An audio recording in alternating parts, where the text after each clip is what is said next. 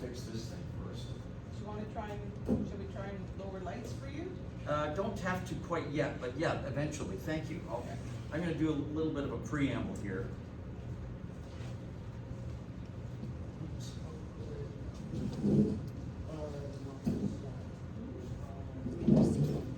There you go. Would you like to know what happens when you go to Rideau Hall to get the Order of Canada? It's a very interesting experience, I have to say, and I'll tell you a little bit about it. As you can imagine, when you go to Rideau Hall to meet the Governor General, in this case it's Mary Simon, and Her Excellency, and His Excellency is a man named,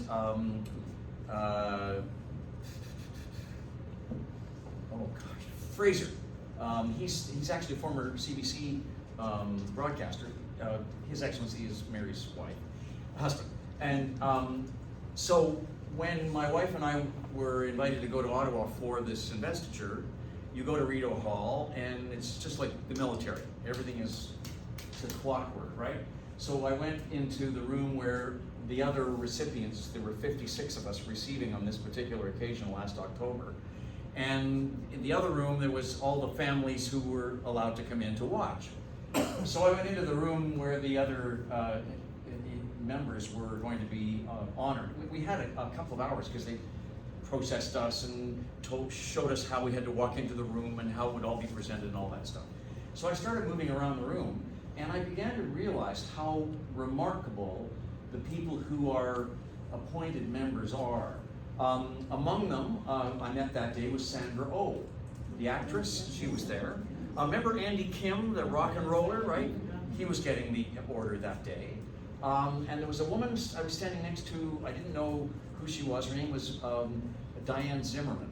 And her father and grandfather had both been lumber barons. They had been large investments of tree cutting in northern Manitoba, northern Saskatchewan, northern Alberta for 2 generations. She was getting the Order of Canada because she was spending time attempting to preserve the Amazon rainforest. So talk about an interesting contrast. Her father and grandfather are harvesting trees, and she's saving them. Anyway, so now comes the time when we are marched in.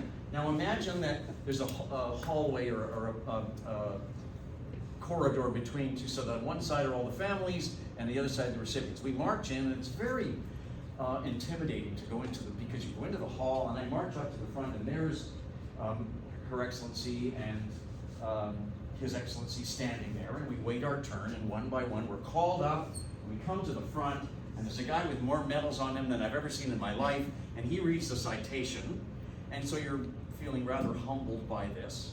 And then you turn to Her Excellency, and she stands, and those of us who are wearing jackets were given hooks so that the hook goes on the lapel, so Mary has to just stand and hang the medal on the hook. Very simple, right?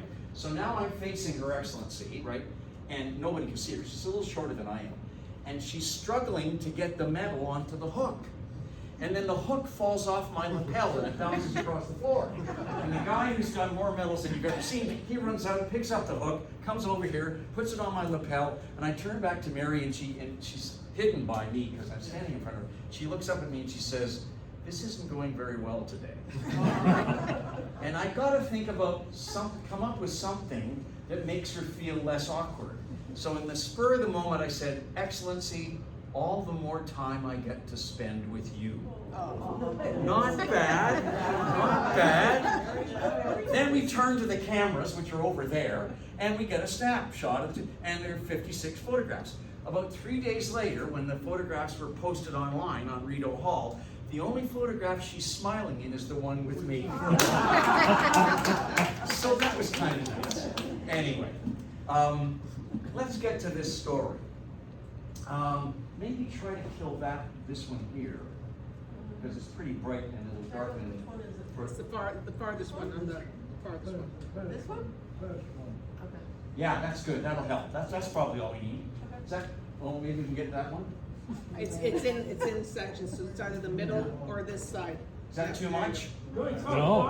Is that okay? Yeah. Now it's okay. Now you can nod off and not feel embarrassed. Okay? All right.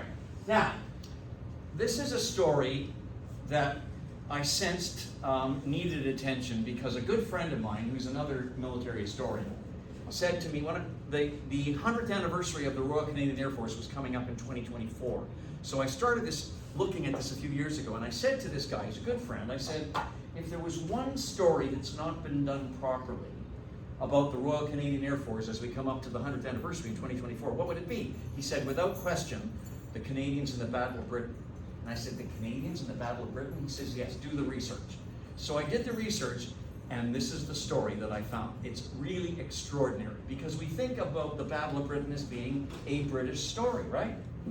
Not so. Hence, subtitle, Canadian Airmen in Their Finest Hour, which is, of course, a play on Churchill's words. So when I've done this presentation, and I do it all across Canada, and sometimes in the States, and I put this on board, this little reference, that this is the greatest air battle of the Second World War, all my American friends go crazy, because they think of the American battles in the air as being the most famous. Did any of you see that series on television last winter called Masters of the Air? Yes. It was one of the series that Tom Hanks had to do with. The first one was Band of Brothers, the next one was the Pacific, and then Masters of the Air. It's all about a bomber group called the Bloody 100th, which was the 100th bomber group with the U.S. Army Air Force. They arrive in 1943, and of course the Battle of Britain is in 1940. So I say to my American friends, ladies and gentlemen, if we hadn't won the Battle of Britain, there wouldn't have been a 1943. Simple as that. And they say, oh, I guess you're right. So what I'm going to do to start is to give you a little bit of a sense of what was going on in Canada, what was going on in Britain at the time as the Battle of Britain is looming. And the first thing I'm going to share with you is something that's very familiar to all of us. Our Toronto Maple Leafs were losing the Stanley Cup in the spring of 1940, right? And unfortunately, we lost out again. Tonight is the very first night of the final, and we're all pulling for Edmonton, right? Right. Yes, okay. Well, I won't keep you here too long. The game started about 3 minutes ago. I hope to have you out of here by 9 o'clock, and you can all race off to see the rest of the game. No rush. No rush? Okay. Also that spring, when it comes to athletics, this man, a man named Ernie McNabb, left Canada on his way to become part of the Battle of Britain, and a little bit of background on him. Anybody ever live or work in Saskatchewan? I did. And when you do, one of the things you become very aware of on the horizon are the old big grain elevators. His dad was a grain elevator operator in Rostern, Saskatchewan. And one day when his parents told Ernie when he was a boy that he was going to Sunday school, he had to wear the McNabb kilt. He took a little bit of ribbing when he got to Sunday school. The first kid who ribbed him, he punched him in the nose, and out he went. And that was the last guy to ever criticize Ernie McNabb. Ernie became the head of the boxing team, the football team at the University of Saskatchewan. But in this particular moment, several years later, he's now on his way to Britain to become part of the Battle of Britain. We'll come back to him later.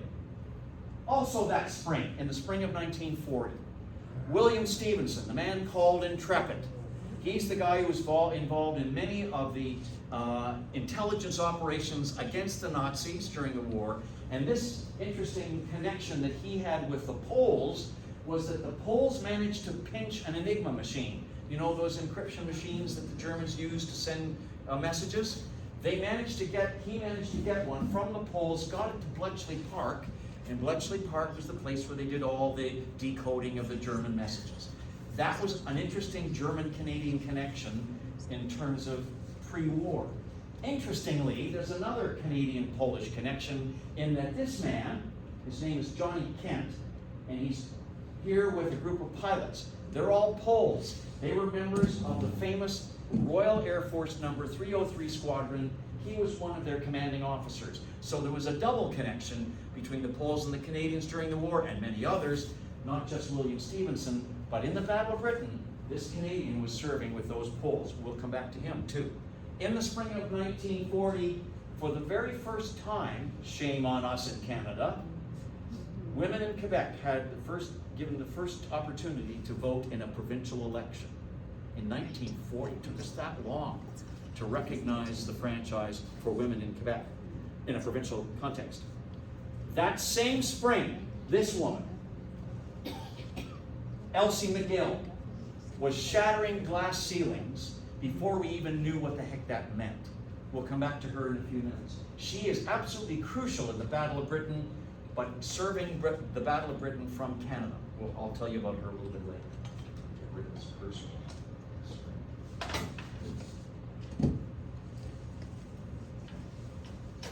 In that spring of 1940, children were being evacuated from Britain to Canada for their safety by the hundreds, shipped over on passenger liners with their parents and their guardians so that they, during the Battle of Britain and the Blitz, could be safe. While they were coming to Canada, this group, a group under this guy, Sergeant Pilot John Birds, was taking ground crew to England. Canadians who had been trained in the air training plan were off to Britain, shipping the opposite direction to help keep the aircraft in the Battle of Britain airborne. So my point is, all these 4 or 5 Canadians, and many, many more, came to the Battle of Britain from very different backgrounds, very different routes, different times just before 1940. So it wasn't kind of like Britain calling out for all those air crew, we need you right away, and we all jumped on a ship and went to Britain to serve in the Battle of Britain. Canadians came to the battle in many, many different ways, and I'm going to try to trace for you some of the ways they arrived there and how they did, okay? So, work for me. This cartoon, published in London in 1940, really depicts the state of things that spring. It shows a British soldier on the coast of England with his arm defiantly in the air against the German bombers coming, and it was created by David Lowe. The caption reads, "Very well, alone." Meaning that in the previous fall, Hitler had marched into Poland, had destroyed the Polish Air Force, which is why many of those young men who fled Poland and came to Britain served in the RAF. They had fought the Germans in Poland to their last man and their last aircraft and dashed away. In the following springtime, the German armies march into the Scandinavian countries, to Denmark and Sweden and Norway, and they destroy the Norwegian Air Force. Similarly, Norwegian pilots flee to England.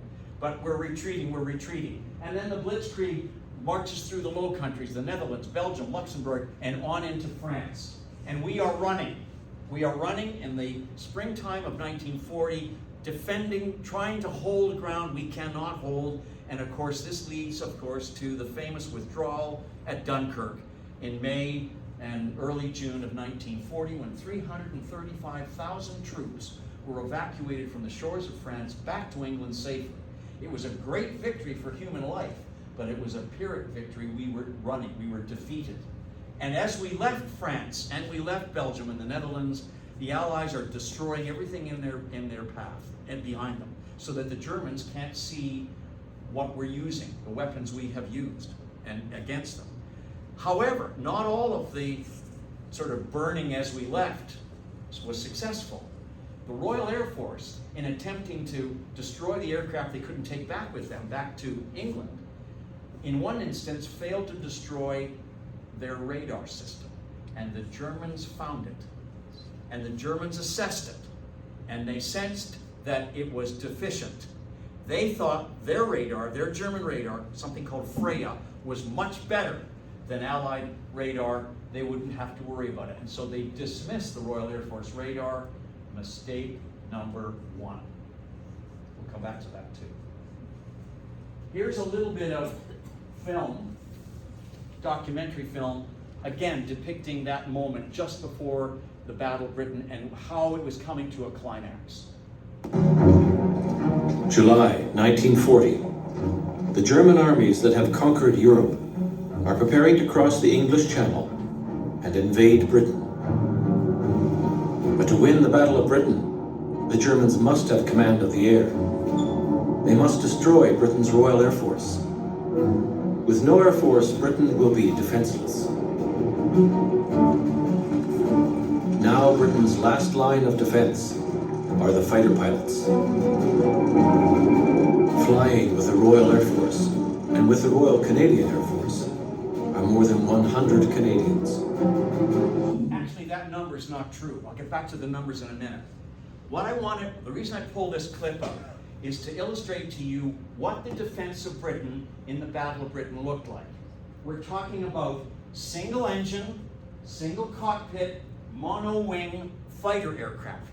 There was a huge battle in Britain about what aircraft they should build to defend England.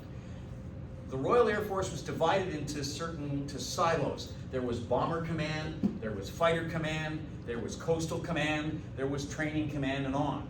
Bomber Command wanted the RAF to build up their bomber strength so that they could hit back any enemy strongly with bombers. Hugh Dowding, who was the commander of the Royal Air Force Fighter Command, said, no. We need fighters to fend off bombing by the Germans. Fighters would be our only means of defense. So that essentially you had single pilots, single aircraft, mono-wing aircraft defending Britain. This was how Britain was defended in the Battle of Britain. Am I making myself clear? We're not talking about the massive bombings that happened later. Essentially, it was the few men in these fighter aircraft, hence the few, who defended England in these aircraft. Now, what did those aircraft amount to in numbers and status? Dowding, as I said, was the commander of Fighter Command. So it's his job to bring together the fighters that he has at his disposal to defend Britain. On the other side is Reichsmarschall Hermann Goering, who's given the job by Hitler to destroy the Royal Air Force. Take them out of the picture so that I can commence an invasion of Britain, okay? Here's what they had to work with. He had 48 squadrons of fighter aircraft. We're talking about Hurricanes and that image that I just showed you of Spitfires, okay? So, that sounds like a lot, doesn't it? 48 squadrons. On the best days during the Battle of Britain, the best days, one squadron of fighters was 12 operating aircraft. This is the amount of strength the Germans had. They had 1,100 single-engine fighters versus the British 750. And they had 1,400 bombers. The British were outnumbered 3-1 before the battle even begins. Okay? So, it's not as big. If you send up a squadron of fighters in the Battle of Britain siege, you'd have maybe 12 operational fighter aircraft against 100, 200, or 300 bombers all at once. Massively outnumbered. And so what Dowding fears more than anything is what's called in military circles a battle of attrition. Meaning that if he let his fighters go and meet these fighters, the German fighters, which were providing cover for the bombers, if he let his Royal Air Force fighters chase the other fighters, they get one, we get one, they get one, we get one, and the RAF would have been out of it in a month. It would have been over. What he wants is for his fighters to go after the bombers. They're the things that are going to inflict the damage. His orders are, you go after the bombers to destroy them, deflect them, break up their formations, limit the damage that they will do in Britain. That's his tactic. Not everybody in the Royal Air Force agreed with Dowding in terms of that's being the best way to thwart the German bombers. Among them was a very famous Royal Air Force squadron leader, a man named Douglas Bader. Is that familiar to some of you? Douglas Bader was the legless war ace, the guy who in 1931 in the Royal Air Force is stunt flying in a bulldog, crashes, loses both legs, gets prosthetic legs, learns to walk, run, golf, and fly again, and he comes back into the Royal Air Force in time for the Battle of Britain, and I'll explain to you a little while later. He didn't agree with Dowding's tactics of having essentially 12 fighters go out and chase 100 bombers. He said, Bader said, give me 2, 3, 4 squadrons, 50, 60 fighters, then we can do some damage against the bombers. Dowding wasn't in favor of that. His notion was, we've got to get to the bombers, and it's going to be a long siege. Here's the second mistake that the Germans made. I told you about the radar. We'll come back to that in a minute. This man was all about the glory of the battle. Winning the glory of the targets of opportunity he chose during the battle. He was a vain man, and it was all about the glory of his reputation. So I will choose the targets, essentially is what he was saying. He didn't realize, as Dowding did, that this was a siege. This was a long, drawn-out battle. Hitler tells Goering, I want you to eliminate the Royal Air Force so that I can begin an invasion of Britain on or about September the 15th, 1940. Goering says, no problem, I'll have the job done in 4 weeks. The battle lasts for 113 days, from July the 10th to October the 31st. Many more weeks than 4 weeks. He thought it was our opportunity targets. He recognized it was a siege. That was the Germans' second mistake. Now, in terms of defending, well, here's the map of the Hitler plan to invade Britain. It was called Seelover, Sea Lion. And it would involve landing nearly 300,000 troops in, and remember, this is provided Goering has eliminated the Royal Air Force from the sky. This is all contingent on that. If he does that, Hitler can land 300,000 troops on the coast of England and within 3 days occupy London. And then take Britain the rest of the way into essentially its destruction. And if you aren't sure about how that could be possible, anybody have in their library, or you maybe have in your archives, the Rise and Fall of the Third Reich, the famous document by Scherer is the author. About 3/4 through the book is the plan that Hitler had for the invasion and occupation of Britain.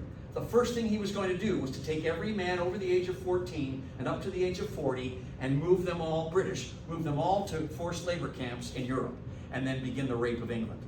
It wasn't the Holocaust, but it was close. That was the plan. Everything is contingent on Goering's erasing the skies of the Royal Air Force. So now, in defense of southern England, which is essentially going to face the brunt of the bombing attacks, Dowding comes up with a plan, again, not clumping his air squadrons together, but spreading, these are my words, not his, spreading his defense across southern England like a veneer. Not very deep, but very wide. Everybody will get some defense, was his notion. The idea that he was operating on was that some bombers will always get through. If we can hold on, keep chipping away at the bombers, bit by bit by bit, and repeatedly keep knocking them down, they'll eventually fade away and we'll win the battle. Again, he wasn't agreed with by some of his squadron leading commanders, such as Baris.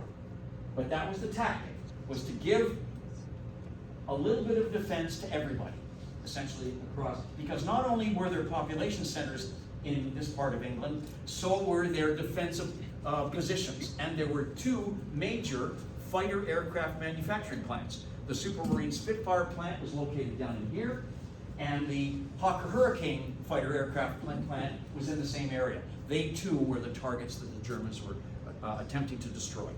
Okay? Now let's get back to that thing that the Germans first mistook, and that's the radar.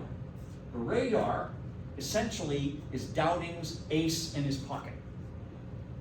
This is a system of what were called chain home radar stations, a series of towers which are positioned, 53 of them, all along the coast of Scotland, the east coast of England, and the south coast across the Channel facing France. And these towers sent out electron beams. And when they bounced off something in the air, like radar, they would be revealed, those objects would be revealed on cathode ray tubes in front of these women's auxiliary aircraft personnel. And she's positioned in a shack at the base of the tower, and when she sees on this cathode ray tube planes coming, or essentially rising over France, inbound, she then reports to a headquarters position back behind, away from the coast, what she sees. And she can determine the number of aircraft that are coming, roughly, the altitude of the aircraft, their numbers, and their direction, and essentially the speed. All of this on a little cathode ray tube, which the Germans dismissed as deficient. Okay? So now that woman sends that piece of information to the tower, to the operations rooms in the various groupings that were laid out for the defense of southern England. And in those operational rooms, you've seen this in the movies, they had plotting tables. This is a map of England with the coast of France, and every time she reports a location of an inbound squadron of German bombers, a little wooden marker gets put out on the map, and these plotting women move the little markers each time the observation of the squadron has changed. So essentially you've got a moving display of the inbound German bombers. These are the RAF officers scrambling the fighters, each squadron, to go up to meet the Germans. And when they scrambled the fighters, their markers went on the map. Essentially, this is giving you a visible illustration of the battle underway. This is the system the Germans said was deficient. Here is a remarkable assessment of what the British had at their disposal. I didn't say this. This is Len Dayton, who is another Battle of Britain author. This is really interesting. He said, never before was a battle waged in 3 dimensions, or with the speed that the plotters could deliver, where they were no more than 4 minutes or 15 miles behind the action. You understand what that means? Essentially, the battle was being displayed before their eyes within 4 minutes of the actual action. It wasn't quite as fast, but it was their version of the internet. Essentially, they had that capability of seeing the battle in front of them, and the Germans couldn't see that because they thought this technology was deficient. Okay? Remarkable. And of course, life-changing in the course of the battle. Oh yeah, by the way, this is a photograph from a little section of London called Uxbridge. And down under in this bunker, not only were the RAF officers here, he's not in this picture, but Churchill and Clementine, Churchill, the husband and wife, Winston and Clementine, were very often here watching the day's battle in this perch right here. Okay? Now, Churchill, of course, writes this historic line describing the battle. Never before in the field of human conflict was so much owed by so many to so few. The few are the pilots and the ground crew, because their numbers are quite minimal. Essentially, you had 43 million people in Britain dependent on these few pilots and this great line. I always thought this line was written after the war. Again, if you have a library like mine, you've seen the 6 volumes of Churchill's memoirs from the war, 1, 2, 3, 4, 5, 6. I thought as he put these together in 1946, 47, 48, he reflected on this moment and came up with this phrase, He was up at his perch one day in August of 40, in the middle of the battle, and he's scribbling down on a piece of paper, and 3 days later he rises in the House of Commons and says, our lives, our future, our civilization depends on these few people who are in the air every day in those mono-wing fighter aircraft. Remarkable. He has that insight and also that cleverness to capsulize it that way. Okay, how many were the few? Well, there were 3,500 Britons in the Battle of Britain. Sounds like a lot. Sorry, 2,500. So we're talking about pilots and ground crew.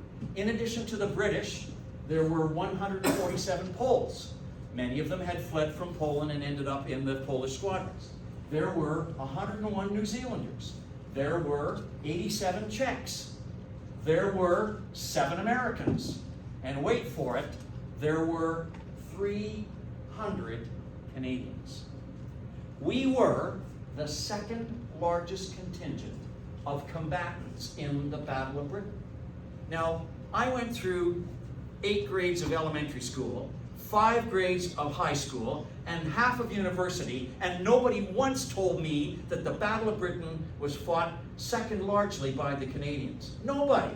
And I'll defy anybody to suggest that you heard otherwise in your school, right? Not at all. It's a remarkable story. Anyway, I want to give you a sense of who some of the few were, and in this case, who some of the few Canadians were. Now, this is a photograph taken in St. John, New Brunswick in 1931. Let me go back. After the Great War, the war to end all wars, allegedly, Canada decided in its wisdom that military aircraft were not needed anymore. The then Minister of Defense in the Borden government in 1918 said, since war is forever over, we don't need fighter pilots, we don't need fighter aircraft, we don't need training of military aircraft. Military aircraft is a war thing. We're not going to need them in peacetime. And so Canada scaled back its military commitment. Does this sound familiar? Of course it does. Anyway, we scaled back our military commitment in the air. Conversely, in Canada, civil aviation, you and I and hundreds of other Canadians who could afford to get flying lessons were flocking to little air clubs all across Canada to learn how to fly on the weekend. This is the result of that. Just like we have the CNE in the fall every Remembrance or Labor Day with the air show over the CNE in Toronto, in the 1930s, the Trans-Canada Air Pageant took barnstorming pilots. These are the guys who had, remember the films you've seen of the women who are the wing walkers? They're flying on the biplanes, holding onto the wings, and they're doing all kinds of crazy loops and stuff. These were barnstormers. And these guys traveled all across the country, hippity-hoppity, landing. In this case, they landed in St. John, New Brunswick. Look at the people flocking to that airplane. Look at the cars. Look, hundreds of them, just to see barnstormers and their stunts, right? So civil aviation was exploding. So now, in this instance, once people had had a chance to look at these bigger aircraft, everybody gets moved back off the grass airstrip so that the show can begin. And on this particular day, let's imagine you're all behind a rope, right? And you're waiting for the show to begin. And all of a sudden, a kid in a Boy Scouts outfit, this kid, hops over the rope and starts walking on the wrong side of the rope out towards the flight line where the aircraft are. And he's walking along, and the adults in the front are saying, "You don't belong out there. Get back on the other side of the rope." And he leaves the rope, and he goes out to a gypsy moth, which is about to take off. And it's sitting there, and now he's walking out to the plane, and the adults are really starting to get angry. "Hey, get back here. You're not supposed to be out there." And he jumps up onto the wing, and he gets into the cockpit, and he fires it up, and he goes roaring down the grass flight lane, zigzagging as he goes. He takes off, and he does 10 minutes of aerobatics over the spectators. He was part of the show. Nobody realized, everybody thought he was just a kid who was delinquent, who was stealing the airplane. He was part of the show. His name was Patrick Slanders. There's a photograph of him with the gypsy moth. He was born in Saskatoon, raised in St. John, won a prize for in a magazine to get some goggles and a helmet when he was a teenager, and he becomes in 1931, he becomes the youngest Canadian ever at 15 to get a private pilot's license in Canada. Okay? So now he gets a buddy of his, and they borrow this airplane to create a business. They fly that gypsy moth. Okay, Vladimir, let's say you've got a big grocery store opening in St. John, and you want to have advertising. These guys would go up to the gypsy moth, and they would throw flyers out of the plane advertising your brand new grocery store, okay? And that worked really, really well until the flyers kept gumming up the tailplane of the gypsy moth, and they nearly crashed. So they stopped that. But now, this guy is eager to do other things. And then here's another picture of him a few years later. Now, something is interesting that's happening in the 1930s, unlike in Canada. Remember I told you that in Canada we were scaling back our military aviation? In Britain in the 1930s, they knew war was coming again. And they put out a call to all men across the Commonwealth, England, New Zealand, Australia, Rhodesia, Canada, South Africa, anybody who has a private pilot's license, to come to Britain and join the Royal Air Force. It was called the Direct Entry Scheme. In other words, let's say Vlad, it's 1935, and you're 20, maybe 19 or 20 years old. You probably in Canada in 1935, because of the Depression, probably don't have a job. Maybe not even 3 square meals of the day. But let's say, for example, you went and got that private pilot's license by spending a few bucks on the weekend getting trained in getting that private pilot's license. The RAF says to you, Vlad, get on a boat, come to England, and if you pass our tests and our health tests and our flying tests, and you make the grade of the Royal Air Force, not only will we welcome you into the Air Force, we will make you an officer. It was called a short service commission. You'd become an officer in the Royal Air Force. You think you would have jumped at that opportunity? You bet. You bet. And 118 Canadians from all parts of the country who had private pilot's licenses jumped on cattle boats, got to England, passed the tests, and got into the Royal Air Force and became officers in the RAF. Well, now do the math. You're supposed to give the RAF 6 years of service. If it's 1935, guess what happens in 1940? You are frontline fighter pilot in the Battle of Britain. And that's how come many Canadians of that particular group arrived in the Battle of Britain in 1940. Okay? So now he does this, Pat does, but he gets sick, he gets ulcers, and he comes back to New Brunswick to recover. And now the war starts. It's late 1939. War starts and he really wants to get into it. He tries to join the Finnish Air Force against the Russians early in 1939, or late 1939. Then he tries to catch up with the Royal Norwegian Air Force, who are being wiped out by the Germans in the spring of 1940. Then he figures, oh well, I'll get into the war by joining the French Foreign Legion. So he's into France. Well, what are we doing in France? We're pulling out.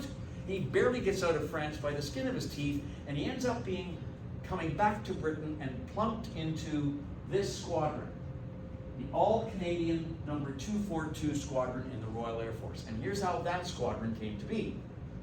A little more context. So, we've scaled back our military, but now the Second World War is looming. And in Britain, none other than the High Commissioner, Vincent Massey, recognizes that we are having to commit to Mother England in some fashion.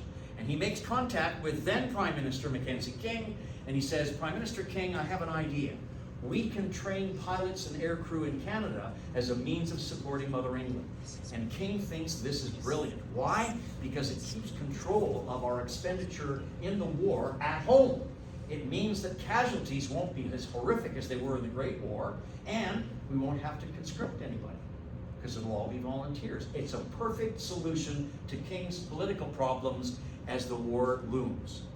So, then the war breaks out, the Battle of Britain is about to begin, and the RAF says to Canada, Canada, we need pilots now. And King says, we're not sending pilots, we're training them. But the RAF says, we're desperate. King says, we can't deliver pilots for another year, which was true in the British Commonwealth Air Training Plan that was going on in Canada. Remember I was telling you about it, Vlad, with 230 locations across the country. Anyway, my point is that King realizes that offer of training aircrew in Canada will suffice, but the RAF needs other pilots, and they would like to have Canadian representation. Well, with 118 Canadians scattered all over the RAF already, they decide to create an all-Canadian squadron made up of many of those young men, and it's number 242. And it gets into France in May, gets blooded, loses some of its pilots, barely gets out of France with the aircraft they can fly out. They are disheveled, they are lost, they've lost pilots and crew and tools, and they don't even have clothing when they get back to England. They ran out of France so quickly. And that's the squadron into which Kilpatrick Slanders gets plumped. And that squadron would have withered and died because they had very few men, very little equipment and tools, except that a rather interesting, fateful turn occurs in their lives. Remember that man I told you about, named Douglas Bader, the very famous RAF war ace?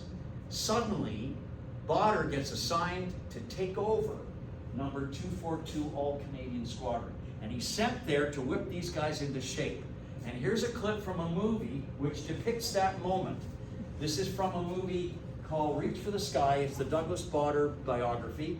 And here's the moment that Bader discovers what his new assignment is. Your pilots are mostly Canadians, and they've had a very rough time in France. They're a bit fed up, especially with authority. They want good leadership. I think you might be the man. I understand, sir. I'll do my best. Well, good luck in your first command. We shall soon need every fighter squadron we've got. The Luftwaffe seems to be gathering across the channel. So now he goes to 242, and look at the body language. They're not too crazy about having a legless ace as their commander. Who's in charge, Captain? Who's the senior man? Is anyone in charge? I guess I am. Stan Turner. What's your name? Turner. Turner, what?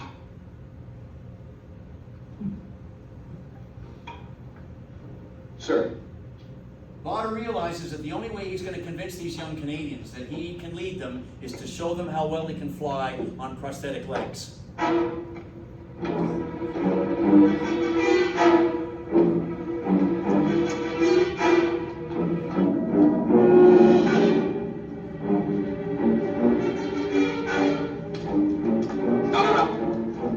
Come on, jump to it!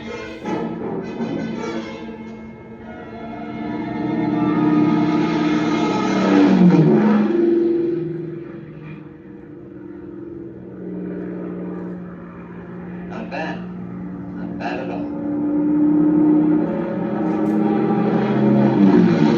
Botter does this for 30 minutes over the station. He does every aerobatic maneuver he can possibly imagine, showing clearly that he knows how to fly these fighter aircraft. Now, this is kind of Hollywood.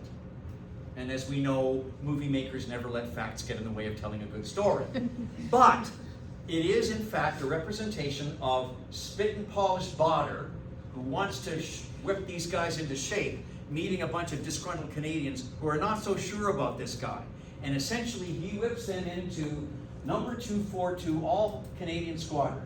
There's Botter, and here are some of the Canadians from among the 118 guys who get plunked into this 242. That's Willie McKnight from Edmonton. This is Hugh Tamlin from just outside London. This is Stan Turner from Toronto, the guy who's sitting in the chair. This is Hilly Brown from just outside Winnipeg. All these guys have taken that bait to get into the RAF, get that short service command commission, and essentially are taken over by this guy who now teaches them the skills that they need to fight in the Battle of Britain. And their stories, I came across their files in an odd place, and I was able to piece together each one of their battles throughout the 113 days. Great story. Now, the Battle of Britain is not just a man's story. Remember I told you about this woman, Elsie McGill? She was born in 1905 in Vancouver, schooled at home by her mom, went to the UBC at age 16, then moves from UBC to the University of Toronto, and in 1927, think about 1927 and the nature of Canada at that point, she graduates as the first woman to get an electrical engineering degree in Canada in history, 1927. She goes on to the States and goes into a master's program at the University of Michigan. And just before she's to write her MA finals, she gets polio. We all remember what polio did to people. She writes her final exams from a hospital bed, and as a result becomes something of a sensation. Remember, this is 1929-30. She's an engineer in an all-male profession. So, she gets recognized by Fairchild Aircraft in Quebec, who hire her to help build Bolingbroke bombers in Fairchild's plant in Quebec, in Canada. And she gets invited because of her skill and the uniqueness of her being a woman in a man's world. She gets invited into the Engineering Institute of Canada, which she uses as a platform to expound about the nature of aircraft performance, aircraft design, and women in the industry of engineering.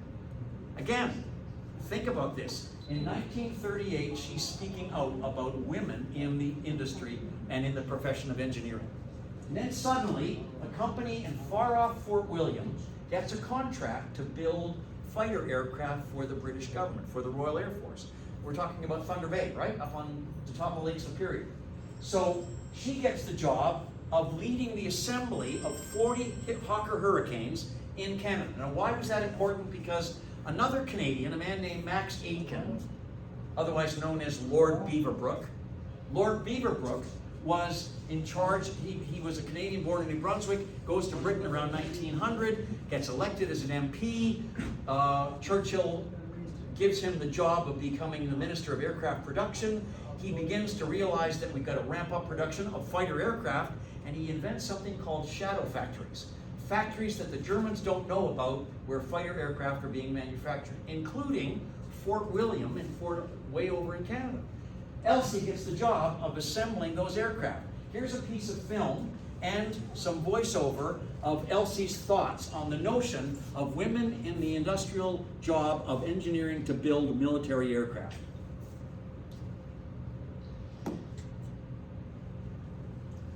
Airplanes are not like baby carriages. The easy acceptance of the applicability of mass production methods to airplane construction arises from sad ignorance of the problems involved.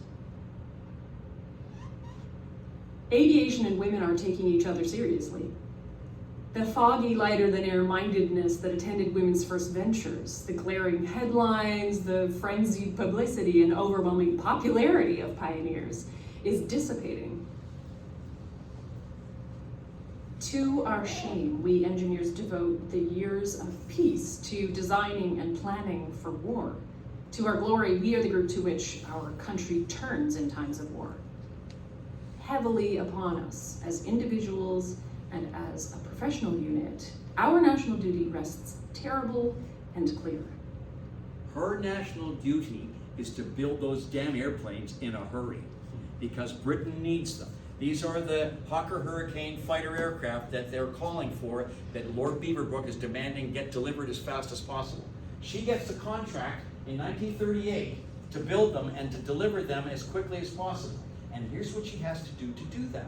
She has to memorize 3,600 schematic diagrams for the aircraft assembly and 800 separate assembly processes to build them.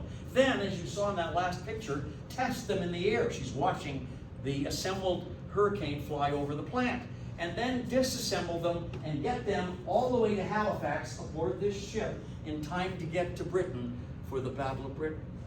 The aircraft, 35 of the 40, arrived in Halifax, put aboard this ship on the 7th of June, 1940, arriving in Britain on the 21st of June, 1940, 3 weeks before the Battle of Britain begins.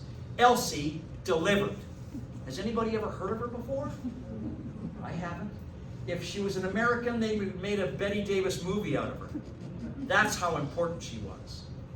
On that same ship are members of the 1st Canadian RCAF Fighter Squadron. These aren't the 118 guys. These are the guys who survived all the cuts that were going on in RCAF development through the 20s and 30s. These are the guys who survived those and come together as RCAF #1 fighter squadron. And who is their squadron leader? The boxer from Saskatchewan, Ernie McNabb. There he is, leading them again into battle. So all these Canadians are coming from all these different places into arriving at the various stations that would be in the Battle of Britain virtually at the same point, at the same time. Oh yeah, if you were 10 years old in 1940, you probably knew who Elsie McGill was. You know why? They made a cartoon of her. A comic company called True Comics developed a comic strip with all of the cells depicting her life in the comic. And the comic was called, wait for it, Elsie McGill, Queen of the Hurricanes. Again, the kids in that era knew who she was. We don't. And that's a shame, because her story's magnificent. All right, let's get to the battle itself. 3 phases of the battle. Again, from July the 10th to October the 31st. The first phase is called Kanalkampf, when the Luftwaffe goes after the merchant shipping around Britain. If you read my book, and I hope you will, Harold, my book about the Battle of the Atlantic, the one that you got, you'll get a sense of what was going on in the North Atlantic during the Battle of the Atlantic, with the U-boats running roughshod over the convoys. Britain, as we all learned in our grade 5 social studies class, imports everything. Food, fuel, everything comes from somewhere else. The Germans realized if they could wipe out British shipping, they could choke or starve Britain to death.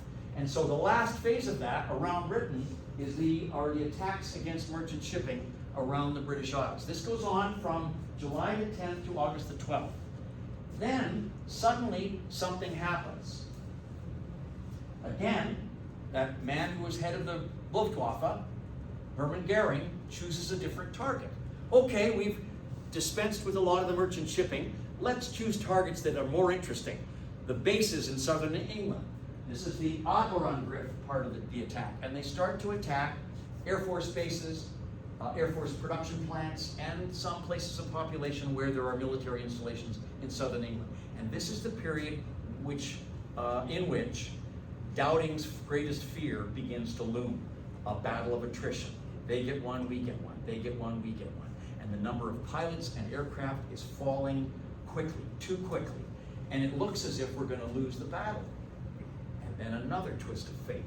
On the 24th of August, Hitler has told Goering, under no circumstances are you to allow the bombing of London. We're not going to bomb population centers, just military targets.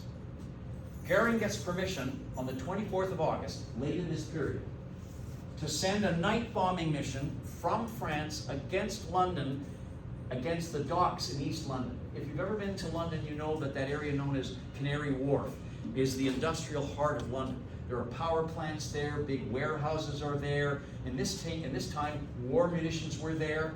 Goering gets permission from Hitler to bomb East London at night. The Germans overshoot the targets, they drop their bombs on London, and civilians are killed. Churchill flies into a rage. 4 days later, he sends Bomber Command to bomb Berlin, and the gloves are off. And then Goering decides to go, with Hitler's permission, and bomb the hell out of London. And for Hugh Dowding, who's head of Fighter Command, he says, this is a gift. Because it means that he's going to shift his focus from bombing all those Air Force bases and the plants to bombing London. It allows the RAF to get up off the mat, turn the tide, and win the battle. All these rather interesting twists of fate. And that last phase of the battle, called Zielwechsel target switch, is the bombing of London. And here's some film and voiceover on what that looked like and sounded like in the earliest days of September 1940.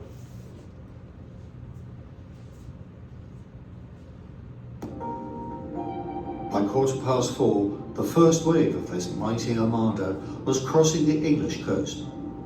The Observer Corps reported many hundreds of aircraft approaching. By 5:30, the first aircraft were over London's docks and the workers' houses in London's East End.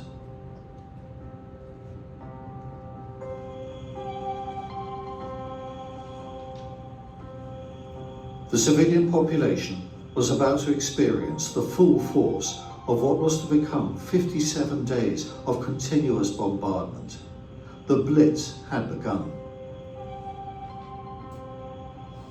For the next 2 hours, the bombs rained down. Incendiaries were dropped to start fires and illuminate the target for other aircraft armed with high explosive bombs designed to blow buildings apart.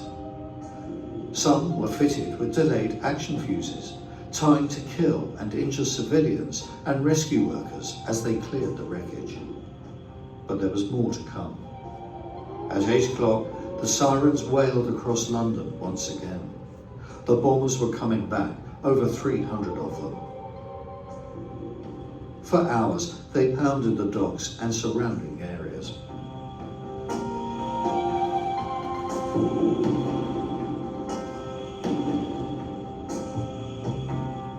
In 1935, the Home Office began encouraging civilians to volunteer for a newly established corps of men and women under the umbrella of air raid precautions. The service brought together a diverse range of skills that would be needed in the event of a mass bombing attack. A women's volunteer service was formed so that women could work alongside the men as observers and fire watchers. There was a term I'd never heard before, fire watcher. I heard about firefighters, fire brigades. In fact, if you go to London today and you go to St. Paul's, they'll tell you that there were firefighters positioned 24 hours in the dome. so that if the cathedral was ever bombed, the firefighters would be there to help prevent its spreading in fire. But I never heard about fire watchers. But in that moment of recognition that fire watchers had to be explored for the research of this book, I realized too that I couldn't just tell about the Battle of Britain in the air. I had to talk about the Battle of Britain on the ground. And I found a fire watcher, a woman still alive to talk about it, right here in Toronto. There she is, Dorothy Firth. She was born in Scotland. She moves as a young child to Richmond, Surrey, a suburb of London. Graduates from high school in 1939, can't go to university or college because the universities and colleges are closed because everybody's being told to go to serve. She can't get into the Army, the Navy, the Air Force, and so she goes every day to Barclays Bank for a job to help support her family on a commuter train from Richmond, Surrey to downtown. And if the train isn't bombed, she gets to Barclays Bank. She works from 9 to 3 at the bank. 3 o'clock she goes to Waterloo Station, you know where that is in London, and there hundreds of soldiers are crisscrossing every day on the train lines, and she's there helping to feed them and give them donuts and coffee as a volunteer. And then at 5 o'clock she gets on the commuter train, goes back to Richmond, Surrey, and in the early evening she volunteers with an entertainment group. Because nearby in Richmond, Surrey is an anti-aircraft battery, men who are part of a battery fighting the German bombers, and she goes and entertains them with skits and jokes and music through the early evening. And then at 10 o'clock she goes to the fire hall and learns how to become a fire watcher. And here's how that went. I was called up. So that became a very important duty to the authorities of where you lived. So it was called up for Richmond, Surrey, of that area. And so you went on your duty. They gave you this dreadful uniform I told you about, serge blue, maybe a white shirt, although in the fire department, and a jacket, tin helmet, gas mask, lisle stockings and black shoes. We would arrive there, and of course the firemen, you know, they probably had a rotten day or something, and they just sort of said, well, you do this and you do that, and there was the bucket and the sand and the shovel, and whatever you were told to do, you did. The whole idea was that if there were any incendiaries, that you put them out with your sand and your... But you never knew, you see, if the siren would go off. And it was always a nasty sight, a horrible feeling when the siren went off, because you never knew how fast the Germans were coming. What did the incendiaries look like? Well, they just came raining down like water, pink, just lighted, little. But from what I can remember, they just came down like in a shower. That's right, like flowers just in, and they could start a fire anywhere. Of course, they were aiming for houses. What were you supposed to do as you faced those incendiaries? What was your job? Well, try and put them out. Well, I wasn't very good at that. I got water going and everything, but I really wasn't a very good firefighter. I was much better, really, probably looking after people than bombs. Did you notice how she described every stitch of that uniform she hated? From the blue serge jacket and the white blouse to the lisle stockings and the black shoes. She was very concerned about the way she looked, right? Now, on the first, this is an incendiary. On the first night of the Blitz, the Germans dropped 13,000 incendiaries on London. When they hit the ground and they ignite, they can burn up to 4,000 degrees Fahrenheit. And she's fighting them with a bucket of sand, a shovel, and a stirrup pump. And stockings. And stockings, yeah. Yeah. I mean, you remember the stirrup pumps? We used to pump up our tires and our bicycles with them, right? And you get a fighting this stuff for 57 days. She just celebrated her 102nd birthday a couple of months ago, and I went to visit her for the... She's sharp as a tack. Very nice, too. No, she was here. I met her here in Toronto. She was invited on her 100th birthday. She was invited by Queen Elizabeth to go to Buckingham Palace to meet the Queen and 6,000 of her closest friends. She got about from here to there for the Queen. In any case, still with us, and a great, great story of courage. And again, illustrating how the Battle of Britain was on the ground as much as it was in the air. And I interviewed many women and men who were on the ground experiencing the Blitz through this period as well, to give you a sense of what that was like. All right. Nothing could have stayed in the air without these guys. The guys who were the ground crew, the riggers, the fitters, the instrument technicians. This was one of them. This is one of the guys I told you about earlier, John Birds. He was known as Slim. He actually got his first capability as a mechanic in a lumber camp in BC. He joins the RCAF and goes over on the Duchess of Athol. He was one of 150 ground crew, part of the 300 Canadians who are there in time for the Battle of Britain. Only this guy was not just a great rigger and fitter, he was a great leader of men. He made sure that all of his younger crewmen got their equipment, were well fed, were well housed, and got entertainment. He loved to sing. He loved to sing Cab Calloway's song, Minnie the Moocher. Remember the song, Minnie the Moocher? He would sing it all the time, and they would sing along with him. Anyway, so now you got this impression of these guys working in the darkness of night because the Blitz is on and they essentially enclosed all the hangars. So all day long, the fighter pilots are in the air fighting the Luftwaffe. They bring their aircraft back, and all night long, these guys are working to restore the aircraft, repair them, rearm them, reoxygenate them, so that at 4:30 in the morning, the fighter pilots can go back into the air and fight another day. Without the ground crew, their motto was, you bend them, we mend them. Without them, the story of the Battle of Britain would have been completely different, because the ground crew were just as important as the guys flying in the air battles themselves, the dogfights. Amazing people, and I found 3 of them to tell their story in the book.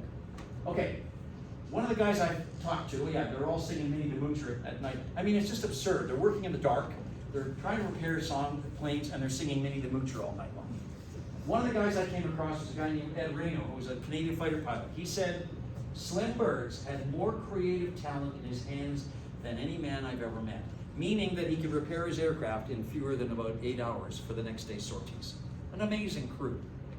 All right, a couple more stories to go, and then I'll let you out of here. I hope everybody okay? Yeah. All right, this is a story about a guy named, come on, Robert Butcher. Barton. He was born in BC. Every day he used to get on a steamboat on the Okanagan Lake to go from Penticton to Osoyoos to go to school. And he responds to the idea, he's got a private pilot's license, he responds to the invitation to direct entry into the RAF, becomes an RAF officer, does his 6 years of service, and he finds himself in the middle of the Battle of Britain in number 249 Squadron. So he's one of the 118 Canadians in another squadron besides the one that Douglas Potter was commanding. And here's the way he remembers the climax of the Battle of Britain, which is the eve of September the 15th. So it's now September the 14th. Remember I told you Hitler wanted to invade England on or about the 15th of September? And the 14th, 15th was the climax of the battle. Every conceivable aircraft on both sides was in the air. And here's the way Butch Barton remembers the evening of the 14th. One day, we were told, this is your last day.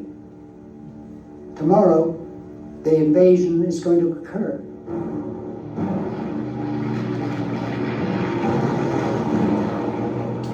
Well, that was not very encouraging. Holy Christmas. We've come this far, and this is where we are. We did everything to get at the enemy quickly. I'd come down from a considerable altitude above him, and I had speed on.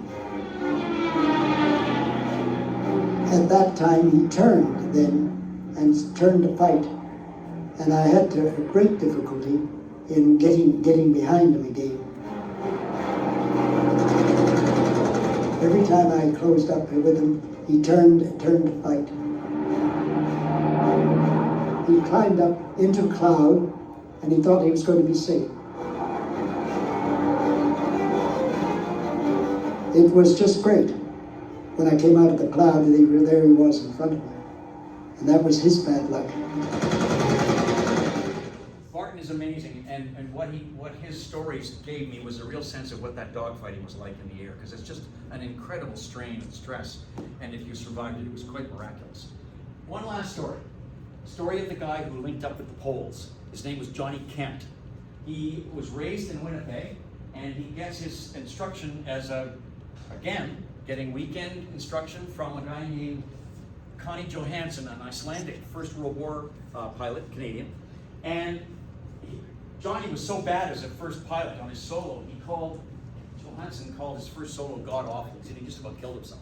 Anyway, he survives, Kent does. And he gets a chance, he goes overseas, gets his private pilot's license, he goes overseas into the direct entry scheme, and the RAF sends him in 1934, or thereabouts, to the Royal Aircraft Establishment, and he's flying essentially as a test pilot, one of these. His job as a test pilot in 1935, the war hasn't begun yet, his job is to test the efficiency of tethered barrage balloons. These are the balloons that are positioned around England to prevent low-level attacks by German bombers. Well, how do you test the efficiency of tethered barrage balloons unless you bump into them? He did 300 successful controlled collisions with barrage balloons and lived to tell the tale. Not only was he good at it, he was given the Air Force Cross. He went to Buckingham Palace. Here he is in 1939 on his way to get his Air Force Cross from King George VI. All he wants to do is to fight. But then they throw him into a Spitfire squadron with very odd Spitfires. They send him to a squadron where the Spitfires have their guns removed, their radios removed, and their armor plating in the cockpit removed to make them lighter. The only thing he's armed with, this is early 1939, the only thing he's armed with is a camera. And he's to fly at 25 to 30,000 feet in a Spitfire over Germany and photograph German troop movements, which he does. And he's one of the few who gets photography of German troop movements to the border of Poland in late 1939. All he wants to do is fight, and he hasn't got a chance yet. Now, with the Battle of Britain beginning, they finally assign him to a squadron that's a combat squadron. They send him to number 303, all Polish squadron. None of them speaks any English. And he has to train these guys. Now, they're not stupid. Remember, they fought the Luftwaffe over Poland before even the Brits were in the war, right? I mean, physically. So he's training young men, Poles, who are fluent in Polish but not in English. What they don't know, what the Poles don't know, is how to fly British aircraft. In Europe, you're flying aircraft that have you use your kilometers and milliliters, or what would it be? Fuel would be kilograms, right? In Britain, you're flying miles and gallons. If you don't know how many gallons you've got in your fighter, you're not going to make it back up. The big problem the Poles had with British aircraft was something called retractable undercarriage. When you took off in a Spitfire or Hurricane, the wheels folded into the belly of the aircraft, so you were more aerodynamic. The Poles kept forgetting to redeployment when they landed. Oh. So they kept crashing into the... But this was all a means of training them. And Kent trains them religiously. The first meeting, he doesn't speak any Polish, they don't speak any English. He goes around the hurricane and he says to the Poles, aeroplane. And they say, samolot. That's the Polish word for plane, right? So he writes it down on a pad. So when he's in the air and he's training these guys, he can use this phonetic language to train them. And this moment is captured in the famous Battle of Britain movie in 1969. So now we've got the scene of the RAF pilot training the Poles in the movie. Only, I told you earlier, the movie makers don't let facts get in the way of telling a good story. This isn't Johnny Kent, Canadian. They make the guy training the Poles British. And in this scene, he's training them in how to formation fly together. And suddenly, this is true, but not with the right people in here. So they're flying in a training operation, and a German bomber squadron is spotted below and in front of them, and the Poles beat the hell get out of the formation and go after the bombers. They abandoned the training session. So this scene is captured in the movie, and here's the way it looks in the movie. For crying out loud. 2, repeat, 3, 0. Repeat, please.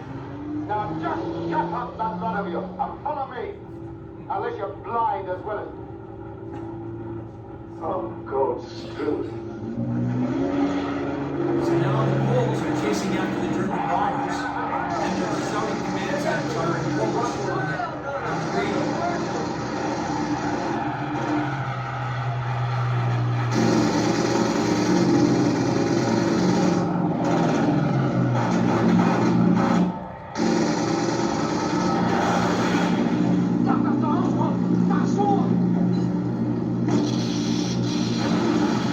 Now they get back to the base and get a tongue lashing for the things they did. The RAF is not a flying circus.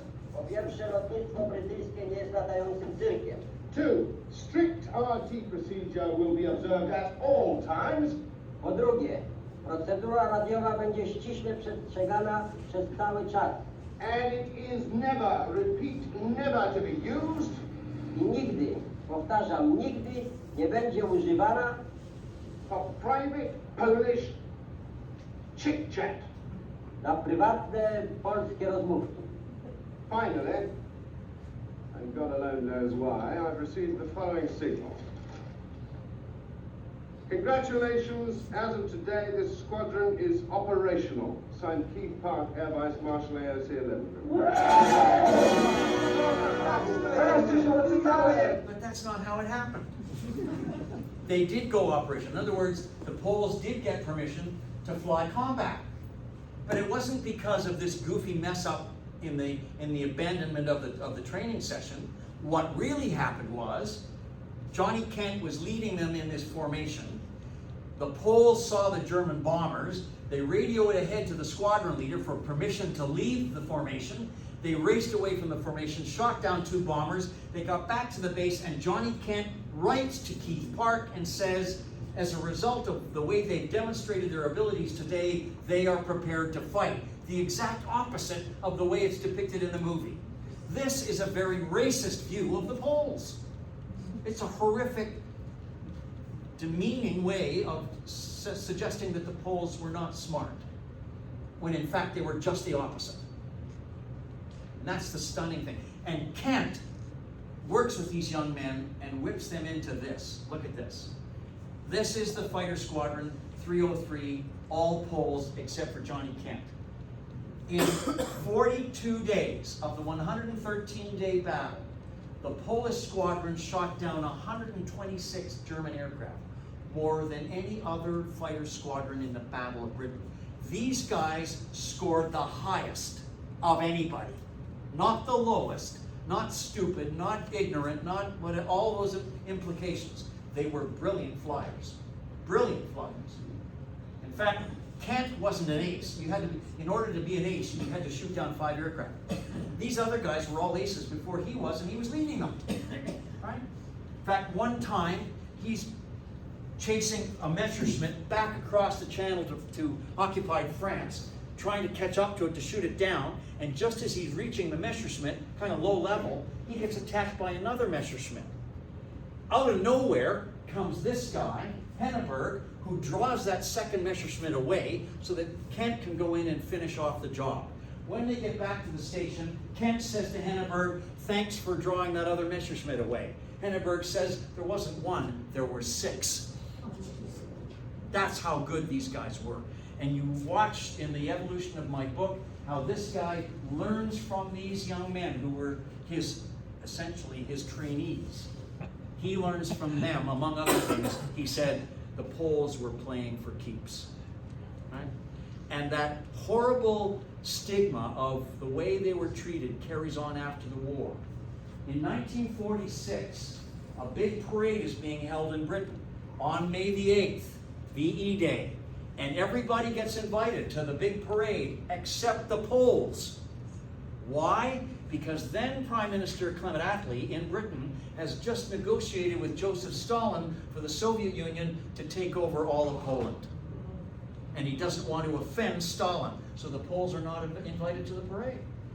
All the other airmen, the Canadians, the Americans, the New Zealanders, the Australians, all of them say to Clement Attlee and the RAF, if the Poles don't march in the parade, we don't march in the parade.